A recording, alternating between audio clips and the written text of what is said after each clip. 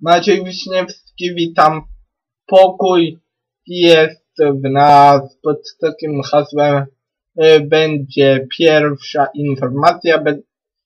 Otóż betlejemskie światełko pokoju krąży po Polsce. Było już m.in. u premier Ewy Kopacz 19 grudnia, czyli jutro, zajdzie do Lubina. O 12:30 będzie w gminie wiejskiej Lubin u wójta Tadeusza Kielana. Godzinę później w starostwie powiatowym będzie odbierał starosta Adam Merda.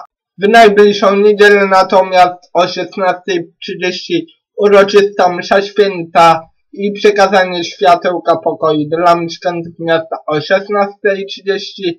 No i w poniedziałek 22 grudnia o 9:30 światełko zawita do Urzędu Miasta. My przechodzimy do wiadomości z Urzędu Miasta, ponieważ otwarto nowy parking przy ulicy Orzeszkowej.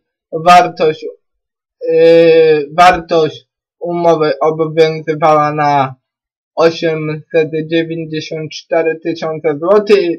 To jest parking na 102 miejsca z drogą manewrową. Wybudowano tam też nowe oświetlenie, także będą dodatkowe miejsca do parkowania. KGHM Zagłębie Lubin wygrało mecz w Kwidzynie, mecz w ramach półfinału Pucharu Polski 40-32 i zarazem awansowało do kolejnej rundy. Najwięcej bramek w drużynie miedziowej zdobył oczywiście Michał Stankiewicz, 9 goli, potem Rosiek, Krzysiek i Halibegowicz po 5 goli.